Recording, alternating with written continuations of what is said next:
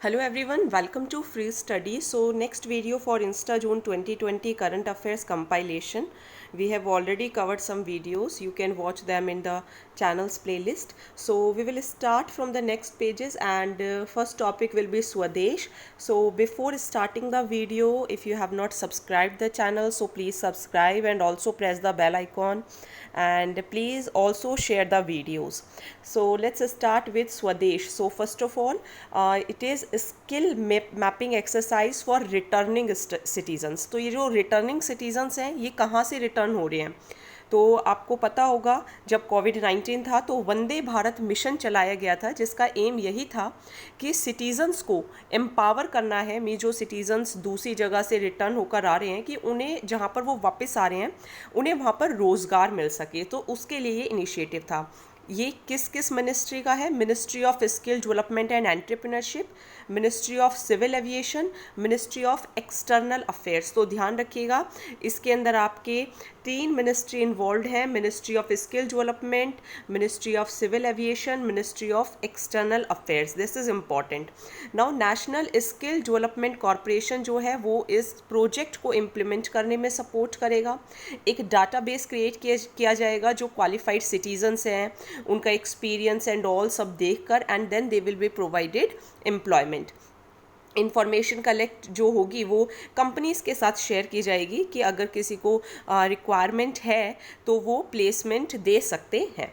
Okay, now implementation कैसे होगा? तो एक ऑनलाइन स्वदेश स्किल कार्ड फिल करना होगा एंड अगर एम्प्लॉयमेंट अपॉर्चुनिटीज़ होंगी so they will be given. Okay, now इसका नीड एंड सिग्निफिकेंस यही है क्योंकि जॉब काफ़ी लोगों की हट गई है, तो उस जॉब को देने के लिए ये जो प्रोग्राम है वो लॉन्च किया गया ताकि जो रिटर्निंग इंडियन वर्कफोर्स है एंड उनके स्किल के साथ मैच करके जो भी रोज़गार उन्हें दिया जा सके वो उन्हें दिया जाए। देन आपने सुना होगा बाबा रामदेव की पतंजलि कोरोना वायरस मेडिसिन के बारे में भी। तो योगा गुरु जो थे रामदेव, उनकी पतंजलि आयुर्वेद लिमिटेड ने पहली आयुर्वेदिक मेडिसिन जो थी वो लॉन्च की थी कि कोविड-19 जो है वो ख़त्म हो जाएगा। लेकिन वो क्यों बंद की गई, मेडिसिन थी क्या, तो उसका पूरा हम जान लेते हैं। तो मेडिसिन जो थी रामदेव जी ने क्लेम किया था कि ये जो कोरोनिल टैबलेट है, क्या नाम था? कोरोनिल टैबलेट, सुअसरीवती और अनु तेल, ये 100% फेवरेबल रिजल्ट्स दिखा रहे हैं कोविड-19 पेशेंट्स पे उन्होंने किए होंगे। तो आयुष मिनिस्ट्री ने मेडिसिन की डिटेल्स मांगी एंड पतंजलि एंड रामदेव बाबा जी को दोनों को डायरेक्ट किया कि ऐसे क्लेम्स को एडवर्टाइज ना करें, रोक दिया गया था। नाउ क्यों रोका गया था?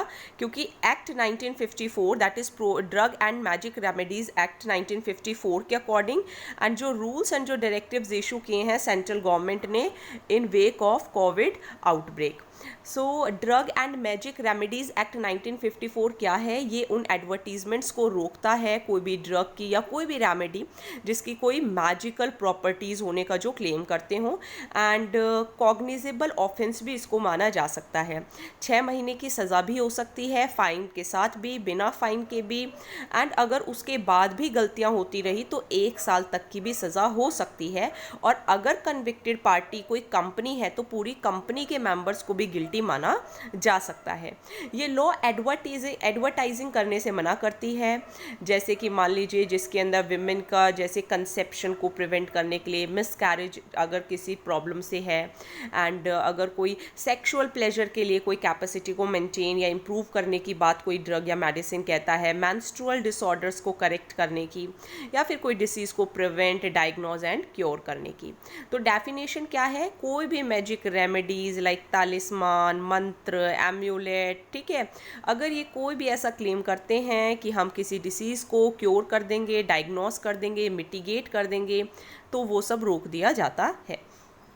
क्रिटिसिज्म क्यों हुआ है? क्योंकि ये लॉ जो है वो कभी कभी इन्फोर्स होता है एंड जो ऐसे प्रोडक्ट्स हैं वो फ्रीली अवेलेबल हो जाते हैं पब्लिक को इलीगल तरीके से भी, एंड ये जो लॉ है इसको आउटडेटेड माना जा रहा है क्योंकि 14 of the diseases in the list are now curable and new diseases like AIDS are not on the list. मतलब एड्स जैसी जो बीमारी है वो लिस्ट में नहीं है एंड 14 डिसीजेज ऐसी हैं जो कि क्यूरेबल हैं, सो वो लिस्ट के अंदर हैं अभी भी। अब थोड़ा अपने से related, role of civil services in a democracy. तो civil services board, Punjab government ने पिछले हफ्ते, मतलब ये जून का करंट अफेयर है, एक 3 मेंबर सिविल सर्विसेज बोर्ड बनाया आईएएस ट्रांसफर्स एंड पोस्टिंग के लिए। नोटिफिकेशन में ये कहा गया कि जो आईएएस ऑफिसर्स हैं उनका टेन्योर फिक्स कर दिया जाएगा। अब इससे जो कुछ लीडर्स थे स्टेट के अंदर वो अपसेट हो गए, मतलब ये प्रेरोगेटिव हो गया स्टेट। ये कैसे? क्योंकि अगर उनकी टर्म फिक्स्ड हो जाएगी तो उससे सिर्फ फंक्शनल और एडमिनिस्ट्रेटिव प्रॉब्लम्स ही नहीं होंगी, बल्कि स्टेट गवर्नमेंट की अथॉरिटी एंड जुरिस्डिक्शन भी ओवर स्टेप होता है। क्योंकि अगर एक जगह ये पता चल जाए कि हम इतने टाइम के लिए यहाँ पर फिक्स हैं, कोई हमें हटा नहीं सकता है, कानून ऐसे है, then anyone can take disadvantage of that, ऐसा इन्होंने कहा है। With a fix tenure rule, जो चीफ सिक्योरिटी बोर्ड होंगे, ठीक है, जो चीफ सेक्रेटरी बोर्ड होंगे, उनके पास पावर होगी कि अगर कोई ट्रांसफ़र के लिए रिकमेंडेशन करता है उसको एग्जामिन करने के लिए। And leaders feel their influence, मतलब लीडर्स को ऐसा लग रहा है कि उनका जो इन्फ्लुएंस है वो कम हो जाएगा, एंड ऑल पावर जो है वो किसके पास जा रही है? चीफ सेक्रेटरी के पास जा रही है। नाउ गवर्नमेंट का क्या कहना है? गवर्नमेंट का ये कहना है कि अगर ऑफिशियल्स के पास फिक्स टेन्योर होगा तो वो बेटर एडमिनिस्ट्रेशन कर पाएंगे, बिल्कुल कर सकते हैं, वो सेफ फील करेंगे, रूल से स्टिक रहेंगे, जो ये पॉलिटिकल बॉसेस होते हैं, ठीक है, इनके अलावा। एंड जो ऑफिशियल्स हैं उनको 3 से 6 महीने लगते हैं किसी भी नई प्लेस पर आने में, चीज़ों को समझने में। तो अगर वो वहाँ पर 2 साल तक भी रहते हैं तो बेटर डिलीवरी एंड लोगों को भी फ़ायदा होगा। अब सिविल सर्विसेज बोर्ड क्या है, ये कैसे काम करता है?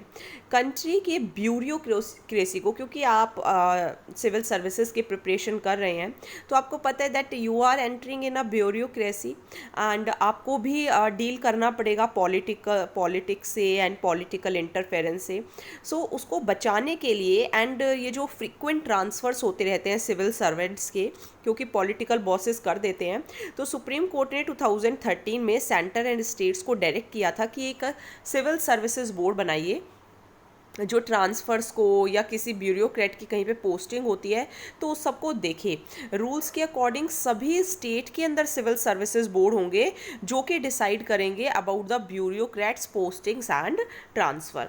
सो इसका फंक्शन यही है, सिविल सर्वेंट के ट्रांसफ़र के बारे में डिसाइड करना कि उसके टाइम से पहले उसका कैसे ट्रांसफ़र हो गया। एंड ये जो रूल्स हैं ये मैंडेट करते हैं सिविल सर्विसेज बोर्ड को कि एक एनुअल रिपोर्ट भी हर साल 1 जनवरी को सेंट्रल गवर्नमेंट को भेजेंगे अबाउट कि उन्होंने कितनी मीटिंग्स की।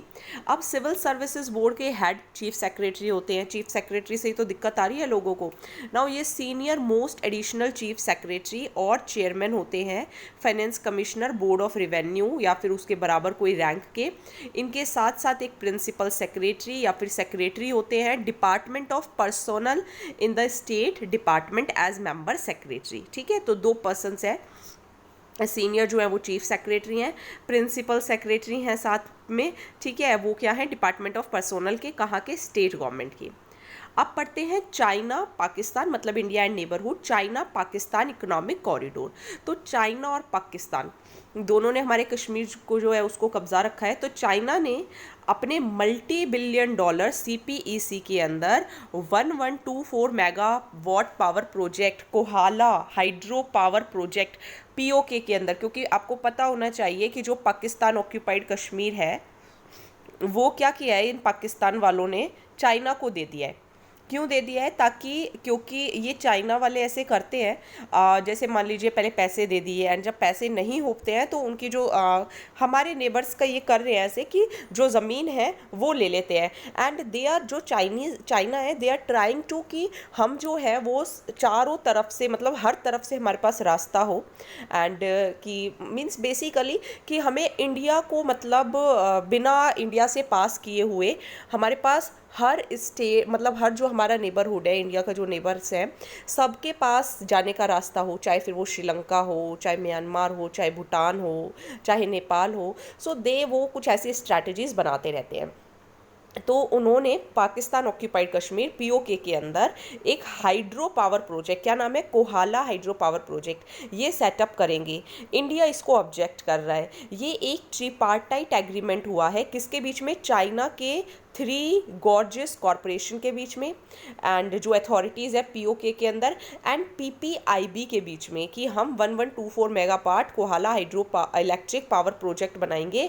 कहाँ बनाएंगे? एंड इसको नाम क्या दिया है? China Pakistan economic corridor framework. ये जो प्रोजेक्ट है ये झेलम रिवर पे बनाया जाएगा, एंड इसका मेन एम क्या है कि हम जो मतलब चाइना ऐसे बोल रहा है कि हम 5 billion units clean and come cost की इलेक्ट्रिसिटी देंगे पाकिस्तान के कंज्यूमर्स को, and this makes one of the most, मतलब सबसे बड़ा इन्वेस्टमेंट है ये, 2.4 बिलियन डॉलर्स का है, यूएस डॉलर्स का है, एक इंडिपेंडेंट पावर प्रोड्यूसर इस रीजन के अंदर, ठीक है, आईपीपी के अंदर।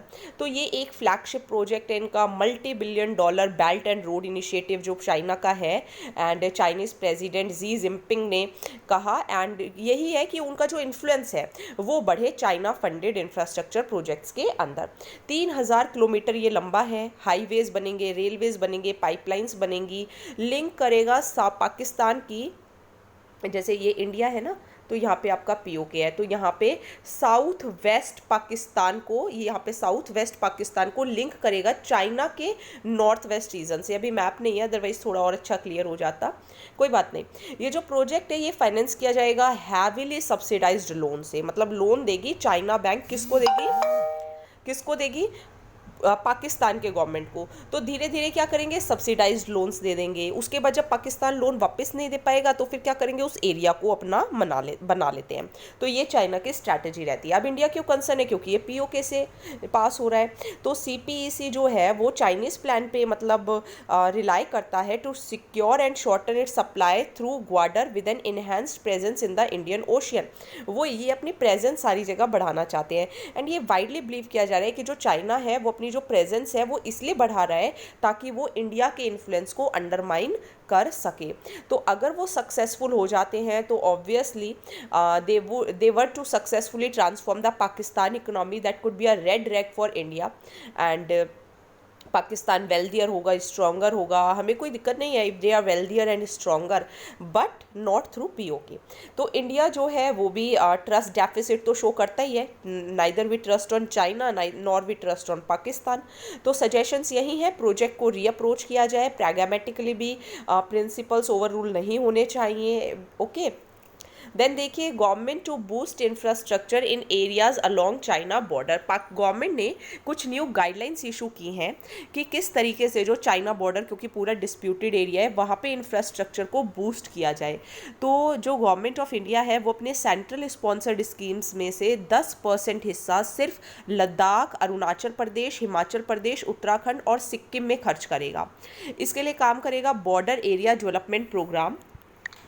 सो बॉर्डर एरिया डेवलपमेंट प्रोग्राम जो है उसको 784 करोड़ रुपीज़ 2020-21 के अंदर दिए जाएंगे, ताकि जो पैसा है वो लगाया जाए states and union territories, because Ladakh अब यूनियन टेरिटरी हो गई है। एंड जो भी प्रोजेक्ट्स हैं वो इंपॉर्टेंट विलेजेस एंड टाउन्स के अंदर डेवलप किए जाएंगे। Roads, bridges, culverts, primary school, health infrastructure, play fields, irrigation, mini stadiums, indoor courts, badminton, table tennis, ये सब within 10 kilometre of the border available होंगे। सो मैं आपको बता दूं कि मैंने पहले से ही इन पेजेस को अंडरलाइन कर लिया है। If you want to take the screenshots आप ले सकते हैं, ठीक है। इससे आपको फ़ायदा होगा, क्योंकि मुझे खुद इनको अंडरलाइन करने में 20 डेज़ लग गए हैं, एंड मैंने फर्स्ट टाइम ही अंडरलाइन किए शायद, इसलिए मुझे इतना टाइम लग गया।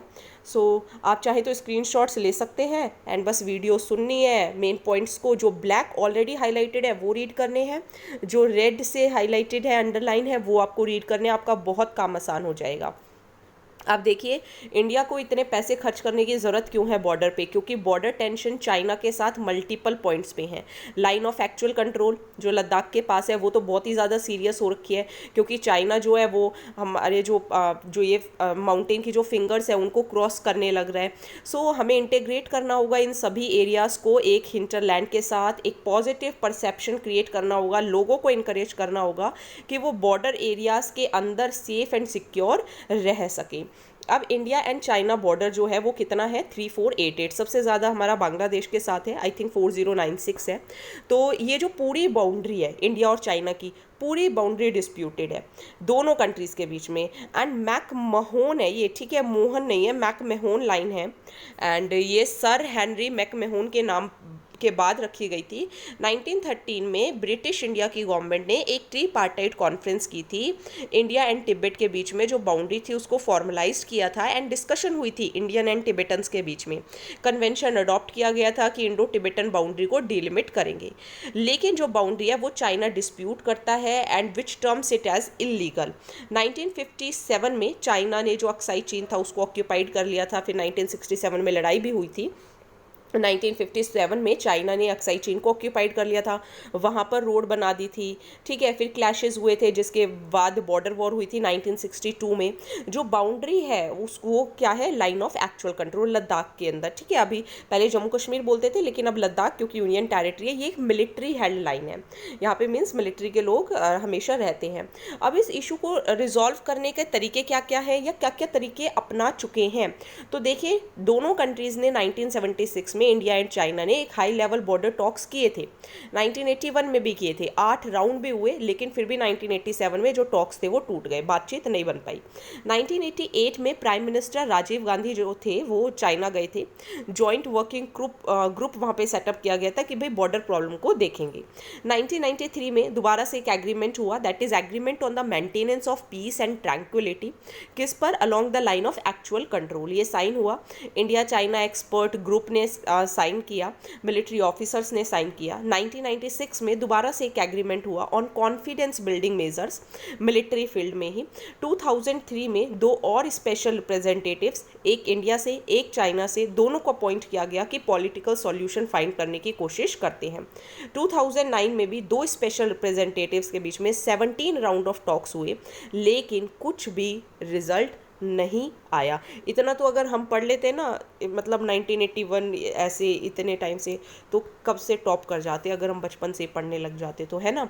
लेकिन 1981 वाले तो शायद हम नहीं दे सकते हैं एग्ज़ाम्स, ऐसी मजाक है, ठीक है। नेक्स्ट देखते हैं, म्यूचुअल लॉजिस्टिक सपोर्ट एग्रीमेंट। तो इंडिया एंड ऑस्ट्रेलिया ने साइन किया है, किसने, इंडिया एंड ऑस्ट्रेलिया ने एक mutual logistic support agreement sign किया है, ताकि दोनों ही कंट्रीज़ को लॉजिस्टिक सपोर्ट के लिए मिलिट्री बेसिस भी मिल सके। ये पहली बार वर्चुअल बायलैटरल समिट हुआ prime minister Narendra Modi and Australia के स्कॉट मॉरिसन के बीच में।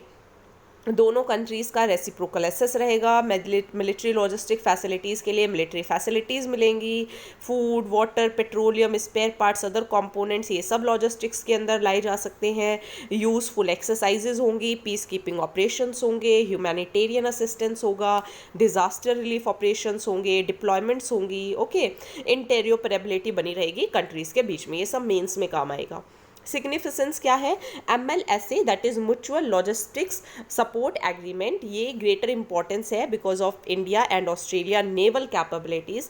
एंड नॉर्मली क्या रहता है, रिसोर्सेज की कमी रहती हैं तो कंट्रीज़ अपनी पावर प्रोजेक्ट्स को पूरा नहीं कर पाते, तो शायद उसमें भी फ़ायदा मिले, रिसोर्सेज को हम अच्छे से यूज़ कर पाए। एंड इंडिया और ऑस्ट्रेलिया के केस में ऐसी जो लिमिटेशन है वो does not match their ambitions, so it also puts them as a disadvantage because of China, ठीक है। चाइना भी तो है ना, चाइना को टक्कर देने के लिए इंडिया एंड ऑस्ट्रेलिया ही क्या पता मिल जाए तो क्या कर दे, ऐसा मैं नहीं कह रही हूँ, ऐसा सिर्फ इसके अंदर लिखा हुआ है कि इंडिया और ऑस्ट्रेलिया में, in case of India and Australia, ऐसी जो लिमिटेशन है वो कुछ एम्बिशन को मैच नहीं करती है, ठीक है। लेकिन हाँ, थोड़ी बहुत डिसएडवांटेज हम चाइना को दे सकते हैं, इसी वजह से ये इंपॉर्टेंस रखता है।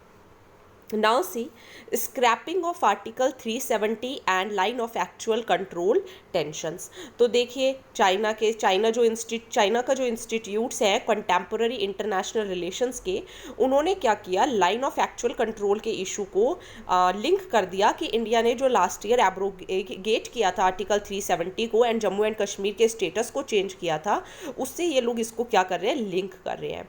CICIR that is China institutes of contemporary international relations, ये क्या कहते हैं कि ये एक जॉइंट चैलेंज है to China and Pakistan, saying that the move posed a challenge to the sovereignty of Pakistan and China, and India Pakistan के रिलेशंस, चाइना इंडिया की रिलेशंस और कॉम्प्लेक्स बनाने की कोशिश ये कर रहे हैं।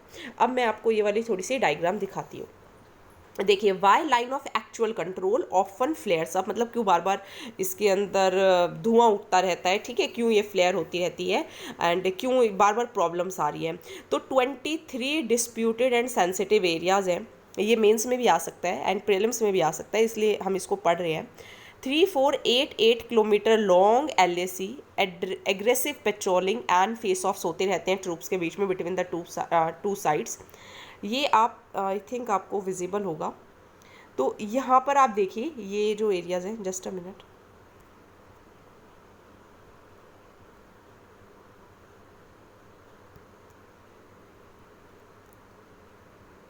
ये आपको 3 रेड एरियाज दिखाई दे रहे होंगे। ये हिमाचल के कोरिक शिपकी कला है, ओके, ये लद्दाख है ऊपर, एंड यहाँ पे डेमचोक, ट्रिग हाइट्स, डमशले, पैंगोंग लेक जो भी है वहाँ पे भी, छुमर एंड स्पैंगुर गैप, ठीक है।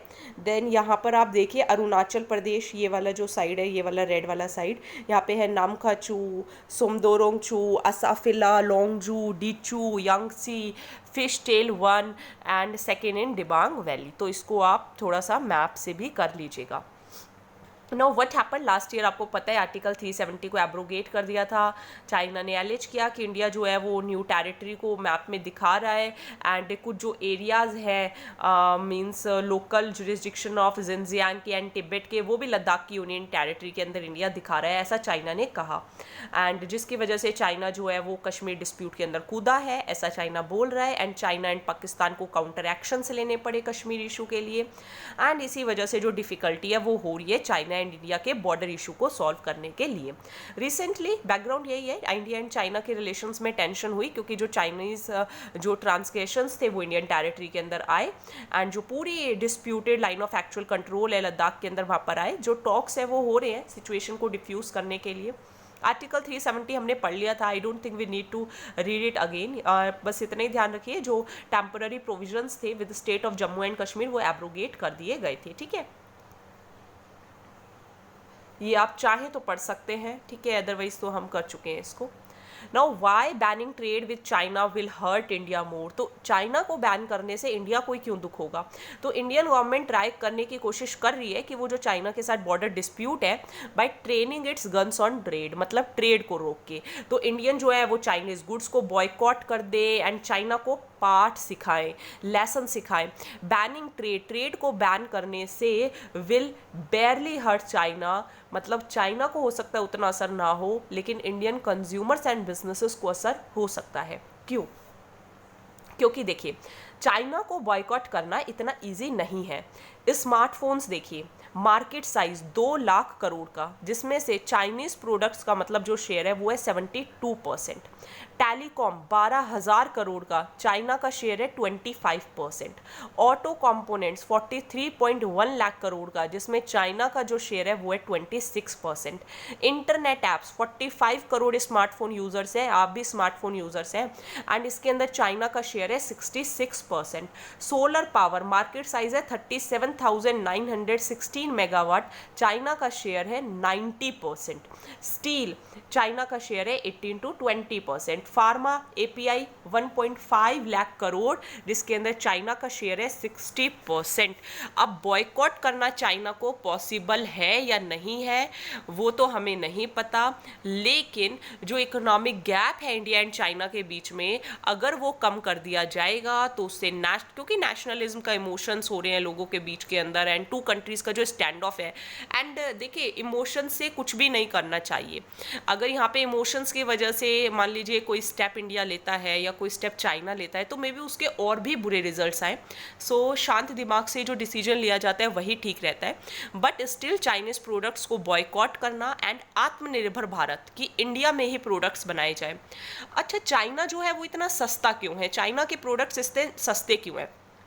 एक तो पॉपुलेशन इतनी ज़्यादा है कि चीप लेबर है, रॉ मटेरियल्स वहाँ पर सस्ते हैं, ठीक है। तीसरा चीज़, उनका जो बिजनेस इकोसिस्टम है वो बहुत एफिशिएंट है, अच्छा नेटवर्क है सप्लायर्स का, मैन्युफैक्चरर का, लोन्स बहुत इजी मिल जाते हैं। देन आपके जो चाइना के जो फैक्ट्रीज हैं उन्हें क्रिटिसाइज भी किया जाता है कि हेल्थ एंड सेफ्टी रेगुलेशंस इतने अच्छे नहीं है, एनवायरनमेंट प्रोटेक्शन लॉज इतने अच्छे नहीं है। China value added tax system को फॉलो करता है, मीन्स जितना आप वैल्यू ऐड करेंगे उतना आपके ऊपर चार्जेस लगेंगे। तो why boycott Chinese products movement is difficult in India, क्योंकि ट्रेड डेफिसिट, हमारा जो चाइना के साथ है वो ट्रेड डेफिसिट ही रहता है।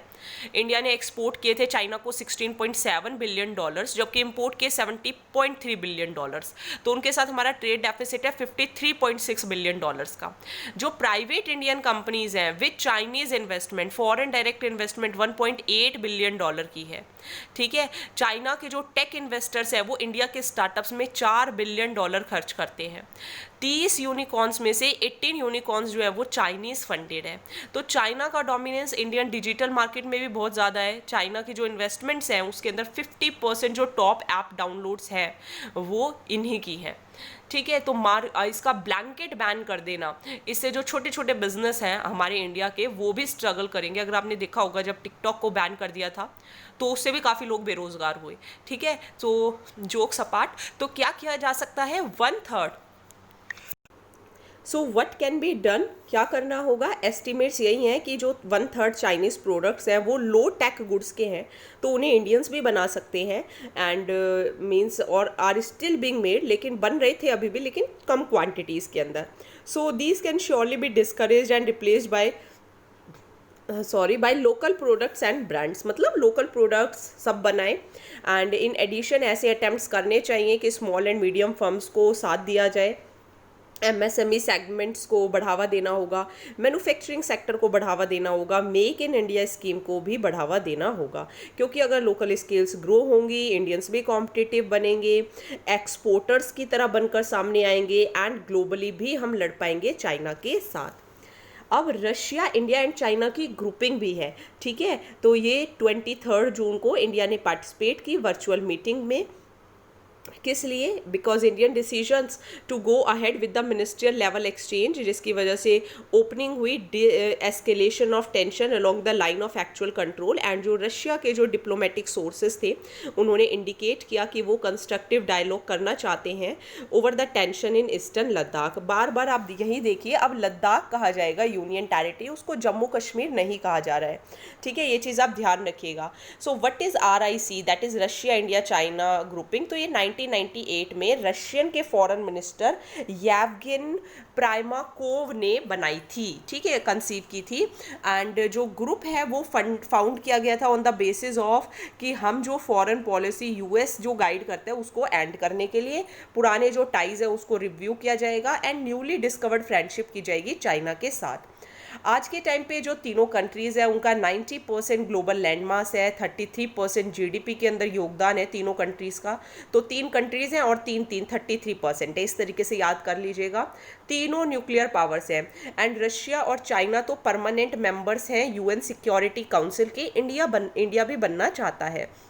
एक न्यू इकोनॉमिक स्ट्रक्चर है एंड काम करते हैं ये सब एक साथ disaster relief and humanitarian assistance के लिए। इसका इंपॉर्टेंस यही है क्योंकि एक तो ये शंघाई कोऑपरेशन ऑर्गेनाइजेशन के लिए कोर को फॉर्म करता है एंड इंडिया जो है वो एक जियो स्ट्रैटेजिक स्वीट स्पॉट में है आज के टाइम पे। सो अगर इंडिया भी एस्पायरिंग पावर बनना चाहता है so we have to compete, चाहे फिर वो मैरीटाइम हो या चाहे कॉन्टिनेंटल स्फीयर्स हो। अब हम बार बार इंडिया चाइना पढ़ रहे हैं तो बॉर्डर डिस्प्यूट देख लेते हैं। वो एरियाज हम देखेंगे, पैंगोंग सो उसको भी देखेंगे। तो चाइना ने मीन्स अपने जो मिलिट्री टॉक्स के बीच में ही they build up at Pangong. तो डिस्प्यूट है क्या, लाइन ऑफ एक्चुअल कंट्रोल जो है वो इंडिया एंड चाइना को एक लाइन है जो सेपरेट करती है सिंस 1962 एंड ये लैंड से है, ठीक है, except for the width of Pangong so, because I think ये जो लेक है वो 135 किलोमीटर की है जिसमें से 45 किलोमीटर इंडिया कंट्रोल करता है एंड जो 2/3 एरिया है दैट इज़ 90 वो चाइना कंट्रोल करता है। अब जो मतलब वो जो लेक है वो ये भी ध्यान रखिएगा वो सॉल्ट वाटर लेक है। So both sides have mark there areas, दोनों ही साइड ने मार्क कर लिए थे एंड करंट जो साइट है वो स्पर्ट मतलब कहाँ पर हुई है, वो हुई है ऑफ चैंग चैनमो, मतलब eastern extension of Karakoram range. And ये जो स्पर्स है ना इन्हें फिंगर्स कहा जाता है। ये आप देख रहे हैं, दीज आर कॉल्ड फिंगर्स। ये आप देख सकते हैं, this is 1, this is 2, this is 3, this is 4, 5, 6, 7, 8, ये आपको 8 फिंगर्स, तो बार बार आप न्यूज़ में भी देखते होंगे, तो ये वो फिंगर्स हैं। ठीक है, अब ये फिंगर्स कैसे हैं, जैसे ये देखिए, ये आपको दिख रही होगी पैंगोंग सो लेक। अब इसमें जो एरियाज है वो ऑलरेडी डिवाइडेड है। एक जस्ट अ मिनट, ये नहीं है, चलिए मैं आपको नेक्स्ट में दिखाती हूँ। अब देखिए 8 जो है वो फिंगर्स है। इंडिया एंड चाइना की डिफरेंट अंडरस्टैंडिंग है कि एलएसी कहाँ से पास होता है। एलएसी ये कहता है कि इंडिया जो है maintain that LAC passes through finger 8 which has been the sign of final military post of China. And India area को पेट्रोलिंग भी करता है मोस्टली ऑन फुट, क्योंकि ये बिल्कुल ये टेरेन रीजन है, यहाँ पे हिमालयाज है up two finger 8। But Indian forces जो है मतलब बोलता तो है कि हम फिंगर 8 तक अपने एलएसी हमारा पास करता है एंड वहीं तक चाइना की पोस्ट रहनी चाहिए, लेकिन जो इंडियन फोर्सेज है वो फिंगर 4 तक ही एक्टिव रहते हैं। ये जो फिंगर 4 आपको दिखाई दे रही होगी ना, सिर्फ यहीं तक एक्टिव रहते हैं, इसके बाद एक्टिव नहीं रहते, मतलब ज़्यादातर आपको नहीं देखने को मिलेंगे इंडियन फोर्सेज। वहीं पे जो चाइना है वो ये कहती है कि एलएसी फिंगर 2 से पास करती है। अब देखो इंडिया तो कह रही है कि 8 से पास करते हैं, वो कह रहे हैं 2 से पास करते हैं, तो ये पूरा जो एरिया है वो कौन खाना चाहता है, वो चाइना खाना चाहता है। ठीक है, वो एरिया को खाना चाहता है। So India has been patrolling the area mostly on foot and Indian forces have not, means वो एक्टिव नहीं है फिंगर 4 से आगे। चाइना का कहना है कि फिंगर 2 से पास करती है एंड वो फिंगर 4 से ले फिंगर 4 तक लाइट व्हीकल्स से, मतलब जो हल्के हल्के उनके व्हीकल्स होते होंगे, मतलब जो माउंटेन एरियाज में काम आते हैं, वहाँ से उनसे पेट्रोलिंग करते हैं, कभी कभी वो फिंगर 2 तक भी करते हैं, ऐसा चाइना का कहना है। अब हो क्या रहा है, जो करंट इम्पल्सेस हैं चाइना के has been guided by the 255 kilometre Daulat Beg Oldi Darbuk Shyok road. Now it extends up to the basis, क्योंकि आपसे काराकोरम पास भी है जो कि लास्ट मिलिट्री पोस्ट है।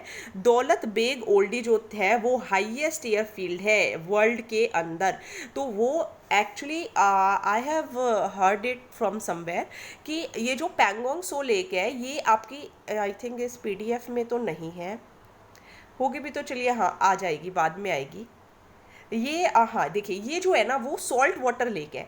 सॉल्ट वाटर लेक को चाइना नहीं लेना चाहता क्योंकि उससे कुछ फ़ायदा नहीं होता। इन लोगों की नज़र किस पे है, इन लोगों की नज़र है इस दौलत बेग ओल्डी पर, जहाँ तक मतलब ऐसा, क्योंकि ये हाईएस्ट एयरफील्ड है और अगर ये रोड कंप्लीट हो जाएगी तो लेह से जो दौलत बेग ओल्डी है उससे जो रास्ता होगा वो 2 दिन से घटकर 6 घंटे हो जाएगा। बेसिकली उनकी लॉन्ग टर्म स्ट्रेटेजी ये है कि वो एरिया के ग्रेटर कंट्रोल करना चाहते हैं एंड इसके लिए वो रोड बनाना चाहते हैं 5 किलोमीटर तक ऑन द इंडियन साइड। 1999 में भी करना चाहते थे जब कारगिल वॉर हुई थी पाकिस्तान के साथ। अब जो इंडिया है वो इन एरियाज को क्यों एनक्रोच कर रहा है, क्योंकि पैंगोंग जो लेक है, जो पैंगोंग सो है, वो काफ़ी क्लोज है चुजुल वैली के, जो कि बैटल फ्रंट रहा था इंडिया एंड चाइना के बीच में 1962 के टाइम पर भी। नाउ चाइना ये चाहता है कि वो इंडिया को मतलब ऐसी एक पोजीशन में आकर बैठ जाए जहाँ से वो सब पे नज़र रख सके। So China appears to keep India constructed in the region by strategic advantage of looking over the Chushul valley and India. China also does not want India, मतलब वो ये भी नहीं चाहते कि हम अपना वहाँ पे इंफ्रास्ट्रक्चर बनाएं। चाइना को ये भी डर है कि कहीं हम अक्साई चीन को ना ऑक्यूपाई कर ले, ल्हासा कशगर हाईवे को ना ऑक्यूपाई कर ले। तो इस खतरे के कारण भी जो चाइना है rather imperialist plans in Pakistan occupied territories in Ladakh and Jammu and Kashmir and beyond in Pakistan. So इन सब की वजह से वो ये सब काम करता रहता है चाइना। अब ये पैंगोंग सो मैंने अभी आपको बताया ये कॉन्क्लेव लेक है एंड इसको कॉन्क्लेव कहते हैं लद्दाखी के अंदर, एंड सो का मतलब होता है लेक टिबेटन लैंग्वेज के अंदर। तो ये 14,000 फीट पर मतलब सिचुएटेड है, 135 किलोमीटर लंबी है जिसमें से 45 किलोमीटर इंडिया के अंदर आता है एंड 90 जो है वो चाइना के अंदर आती है। ये बनी थी टेथिस जियो सिंक्लाइन के थ्रू, सॉल्ट वाटर लेक है। चलिए, चाइना एंड इंडिया तो शायद आपको समझ में आ गया होगा, नहीं समझ में आया हो तो आप कमेंट सेक्शन के अंदर लिखिएगा, ठीक है। क्योंकि आई थिंक ये जुलाई के करंट अफेयर्स में भी दोबारा आएगा तो हम वहाँ पर भी इसको कर लेंगे। In border claims reimagining South Asia's boundaries, तो स्टेट सेंट्रिज्म जो है has given the state structure sole arbiter of disputes among communities and regions, मतलब वहाँ पे जो लोग रह रहे हैं वो भी तो बहुत दुखी है ना। इस प्रिंसिपल के according he it is the state, मतलब एक ऐसी कंडीशन बन जाती है जहाँ पे नेशनल जो इंटरेस्ट हो जाते हैं वो इम्पॉर्टेंट हो जाते हैं। अब काला पानी का डिस्प्यूट नेपाल के साथ है। काला पानी डिस्प्यूट जो है they are handled rather than addressed within the dispensation of South Asian statecraft. अब स्टेट सेंट्रिक पैराडिग्म, मतलब जो लोग हैं उस डिस्प्यूटेड रीजन्स के अंदर उनके इमोशंस का कोई भी ख्याल नहीं रखता। जो टेरिटोरियल बाउंड्रीज है उनकी वैल्यू ज़्यादा इंपॉर्टेंट है उन लोगों की लाइफ से, उन लोगों की वेलबींग से ज़्यादा।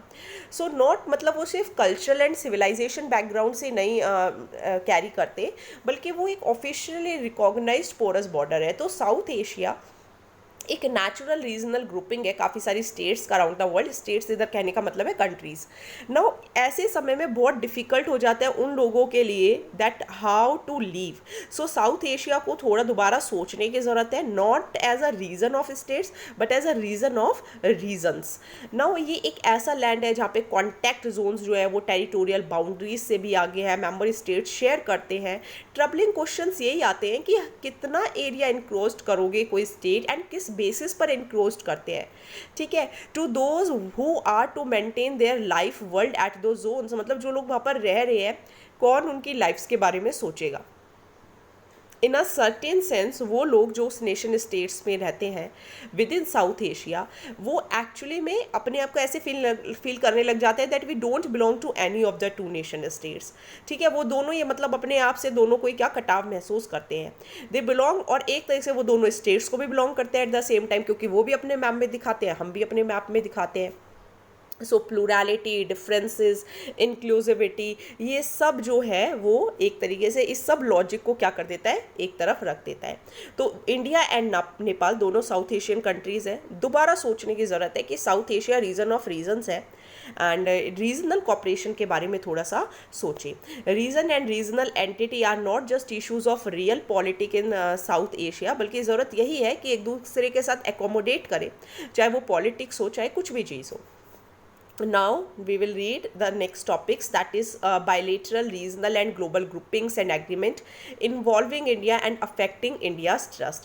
तो global vaccine summit prime minister Shri Narendra Modi ji ने एड्रेस की ग्लोबल वैक्सीन समिट, जो कि होस्ट की थी यूके के प्राइम मिनिस्टर बोरिस जॉनसन ने 50 कंट्रीज़ के अंदर। एंड इसके अंदर business leaders, UN agencies, civil society, government ministers, heads of state and country leaders ने भी पार्टिसिपेट किया था। ओवरऑल जो समिट थी वो रेस की almost 7 billion, I think these are the euros और may be I am wrong, to Gavi, जो कि एक इंटरनेशनल वैक्सीन अलायंस है, एंड इंडिया ने प्लेज किए 15 मिलियन यूएस डॉलर्स। अब ये गवी क्या है, इंटरनेशनल वैक्सीन अलायंस है ये, ठीक है। देखिए जो वर्चुअल समिट हुई वो इसीलिए हुई, यूनिवर्सिटी ऑफ ऑक्सफोर्ड ने फास्ट ट्रैक ट्रायल्स किए कि उन्होंने वैक्सीन जो है they are developing for the coronavirus, and UK ने ये भी अपनी इच्छा मतलब दिखाई कि वो फंड्स रेज करना चाहते हैं फॉर गवी, ताकि वैक्सीनेट किया जा सके 300 मिलियन चिल्ड्रन को जो कि इस बीमारी से गुजर रहे हैं।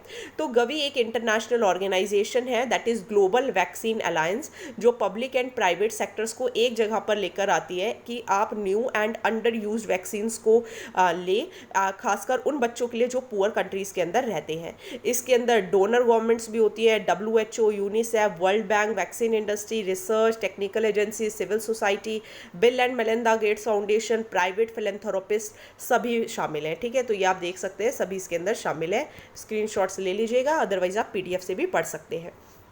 मेन एम यही है, बच्चों की लाइफ को बचाना है, लोगों की हेल्थ को बचाना है, इम्यूनाइजेशन प्रोवाइड करनी है। यूएन के जो मिलेनियम डेवलपमेंट गोल्स जो कि 2015 में ख़त्म हो गए, उसके बाद तो सस्टेनेबल डेवलपमेंट गोल्स चल रहे हैं, उनको अचीव करने की कोशिश करनी है। फंडिंग प्रोवाइड करनी है वैक्सीन्स के लिए, हेल्थ सिस्टम की कैपेसिटी को इम्प्रूव करना है। Now naval liaisons at RMIFC and EMASO।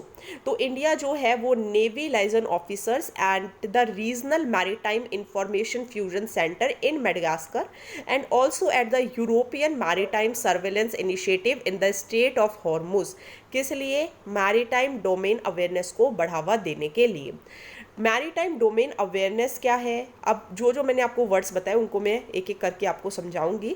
कि सबसे पहले regional maritime information fusion centre, ये इंडियन ओशियन कमीशन के अंदर ही काम करता है एंड इंडिया भी इसका ऑब्जर्वर है मार्च 2020 से ही। जापान एंड UN भी है, मडगास्कर के अंदर है। बेसिकली यही कि जो मैरीटाइम डोमेन अवेयरनेस है उसको बढ़ाने के लिए बनाया गया है। Then European maritime surveillance initiative in the state of Hormuz, that is EMASO, European maritime surveillance initiative in the state of Hormuz. इसके अंदर बेल्जियम है, डेनमार्क है, नीदरलैंड्स हैं, फ्रेंच ऑफिसर्स हैं एंड इनका जो फ्रेंच नेवल बेस है इन Abu Dhabi. Main M यही है, मैरीटाइम एक्टिविटी को बढ़ावा देना है, फ्रीडम ऑफ नेविगेशन को गारंटी करना है। कहाँ? Persian gulf and the state of Hormuz में। ये स्टार्ट किया था फ्रांस ने फरवरी 2020 में। You have to learn this now. इससे इंडिया को कैसे मदद मिलेगी? इंडिया को जो लिंकेजेस हैं वो इम्प्रूव होंगे। Information fusion centre for Indian Ocean region Gurugram के अंदर है, ठीक है। इंडियन ओशियन कमीशन 1982 में बनी थी, एक इंटर गवर्नमेंटल ऑर्गेनाइजेशन है जिसके अंदर 5 छोटी छोटी आइलैंड स्टेट्स हैं वेस्टर्न इंडियन ओशियन के अंदर, that is Comoros, Madagascar, Mauritius, Reunion and Seychelles. इसका इंस्टीट्यूशनलाइज जिसको किया गया था 1984 में एक विक्टोरिया एग्रीमेंट के थ्रू एंड रिक्वेस्ट को देखते हुए ऑब्जर्वर स्टेटस दिया गया इंडिया को 6 मार्च को at the commissions 34th council of minister. 2012 में IOC one of the 4 regional organisation बना जिसने मेस प्रोग्राम को लॉन्च किया एंड जो कमीशन है उसका सेक्रेटेरिएट मॉरिशस के अंदर है।